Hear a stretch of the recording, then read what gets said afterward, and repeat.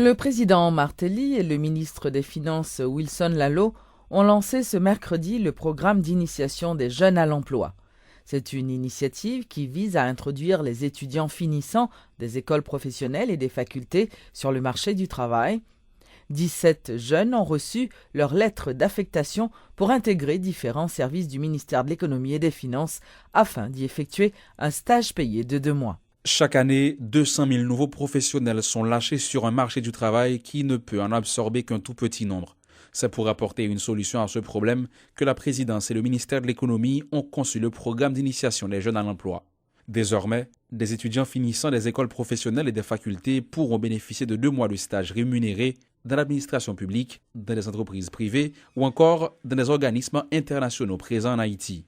Un partenariat a en ce sens été établi entre l'État, les établissements d'enseignement et les entreprises, explique l'initiateur de ce programme, Wilson Lalot, ministre de l'Économie. L'État a signé un protocole avec Mounsayo et c'est l'État qui a payé pour jeunes que nous voyons à faire stage ça. Il a fait stage dans Port-au-Prince, il a fait dans la province tout. Et il a le faire dans n'importe quel type d'entreprise et nous assurons que en dedans université ou bien l'école professionnelle côté de sortir au monde qui a encadré jeunes et leur arrivé côté pour faire stage au monde qui a encadré le tout. De 500 à 1000 étudiants parmi les plus performants sont appelés à intégrer ce programme chaque année, ont précisé les concernés. Une initiative qui aura pour mérite d'encourager l'excellence, mais également de mettre fin à certaines injustices, notamment l'exigence de 5 années d'expérience faite généralement dans les offres d'emploi, selon le recteur de l'Université d'État, professeur Vernet Henry. Même si l'année ça a commencé avec moun qui a fini, mais c'est peut-être que jeunes tout au long d'apprentissage yo capable de faire expérience dans différentes institutions. Et c'est ça qui permet tout que les jeunes a fini, les capables de faire un travail tout de fin d'études qui va là parce que les déjà connaît milieu et le ça ali mieux à mêler la sortie. C'est par un discours improvisé dissimulant à peine sa fierté que le président Martelly a lancé ce programme au Palais national. Le chef de l'État, qui souligne que cette initiative traduit sa vision d'une Haïti moderne, a invité les étudiants bénéficiaires à tout faire pour tirer profit de ces 2 mois de stage.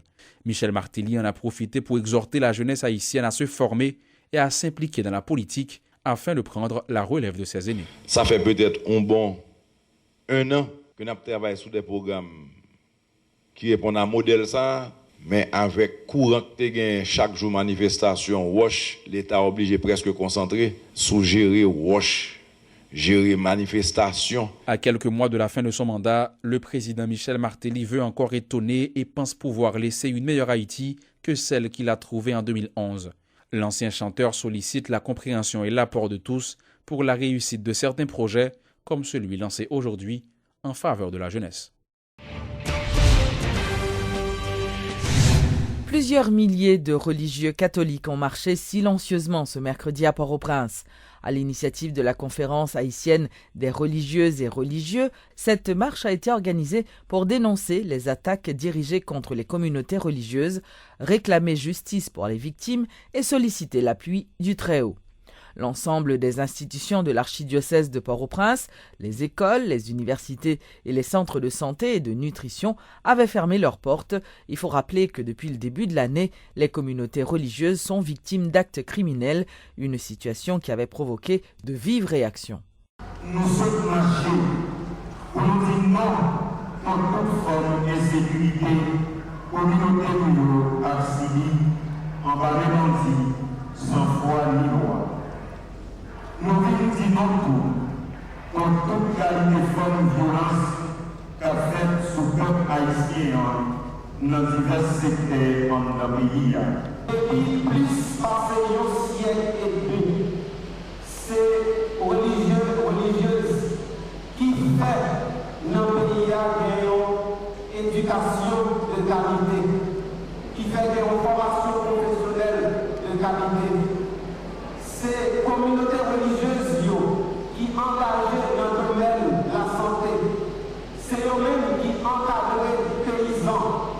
C'est eux-mêmes qui travaillent dans l'environnement. C'est eux-mêmes qui encadrent les jeunes. C'est eux-mêmes qui travaillent à Timoun.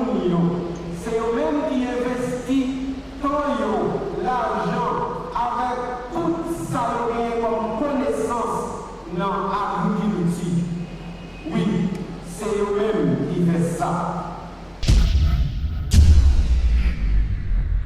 Préoccupé par la quantité importante de partis habilités à concourir aux prochaines élections, une formule pour réduire et non pour exclure, c'est ce que recherche le gouvernement et le CEP. Le Premier ministre Evans Paul dit vouloir accorder le temps nécessaire aux représentants de partis pour se regrouper en plateforme. Sans apporter de changement dans les dates importantes, le calendrier électoral pourra être modifié selon le chef du gouvernement. Comment demander à une personne, même lettrée, de pouvoir choisir dans moins de 5 minutes la personne à voter avec 300 symboles, 300 photos, disons sans photo, sans emblème, sans numéro. Des numéros qui ne sont pas obligatoirement par ordre, ce n'est pas 1, 2, 3, 4. Des symboles les plus différents les uns des autres. C'est difficile, c'est difficile. Moi je pense qu'on doit faire les élections en tenant compte également et surtout des électeurs. On fait des élections pour permettre aux électeurs de choisir, mais nous devons penser à leur faciliter la tâche. Voilà pourquoi j'estime nécessaire de continuer à chercher la formule et il a été admis par tous les participants la nécessité de trouver une formule et je pense qu'on va finalement trouver la formule et on obtient du CEP la possibilité de prolonger le temps d'inscription des candidats et entre-temps le gouvernement s'active à travailler avec les partis politiques pour finalement aboutir à cette formule nécessaire pour alléger l'organisation des élections et faciliter le vote des électeurs. Il faut réduire sans exclure, c'est-à-dire réduire le nombre des entités sans exclure parce que nous sommes pour l'inclusion. Deuxièmement, il faut réaménager le calendrier sans changer les dates prévues pour le scrutin. Et ce qu'on a pu obtenir jusqu'à présent, c'est une prolongation limitée, très limitée, mais des élections des candidats. Et entre-temps, tous les partis, et beaucoup de partis travaillent sur la possibilité de contribuer à trouver une solution raisonnable à cette situation. La BLTS, la brigade de lutte contre le trafic de stupéfiants, a procédé à la fouille d'un navire accosté au wharf de Jérémie. Selon le porte-parole de la PNH, 10 kg d'héroïne ont été saisis à bord de ce navire qui transportait des tonnes de sucre en provenance de Colombie. Le porte-parole adjoint de la PNH assure que la police sévira avec la plus grande rigueur contre toute personne se trouvant impliquée dans ce trafic. Et DCPJ menait un ensemble d'opérations allant du 10 mars à date. Il y a 3 véhicules qui sont confisqués, il y a 23,7 kg de marijuana qui est saisi, il y a 83,65 kg de cocaïne qui est saisi, il y a 13,10 kg d'héroïne qui est saisi, il y a 11 armes qui sont confisquées. Il y a 9 cas de viol que nous avons enregistrés, il y a 55 arrestations.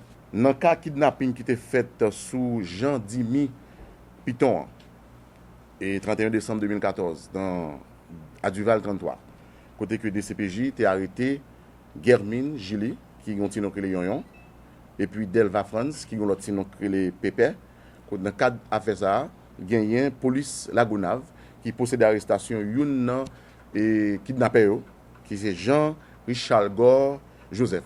Pour le moment, BLTS a mené une grosse opération sur Waf Jérémie. Et côté que un bateau, justement, qui est sur Waf là, et qui, normalement, qui a plusieurs tonnes de sucre là-dedans. Et information, nous, que tu es capable de gagner, justement, des cocaïnes, justement, dans le bateau ça. Et côté que gagner plusieurs kilos qui saisit déjà par BLTS. Et effectivement, bateau ça, c'est Colombie qui est sorti, et selon l'information que nous gagnons. Et gagné plusieurs vraiment kilogrammes de cocaïne, parmi eux, effectivement, il y a 10 kilogrammes d'héroïne, justement, qui est à bord bateau ça, côté que nous avons récupéré. Et fouille à continuer, et la justice touche de ça, mais on nous quitte justement, et les policiers fait travail, et puis au moment opportun, j'en nous dis, on a informé la presse.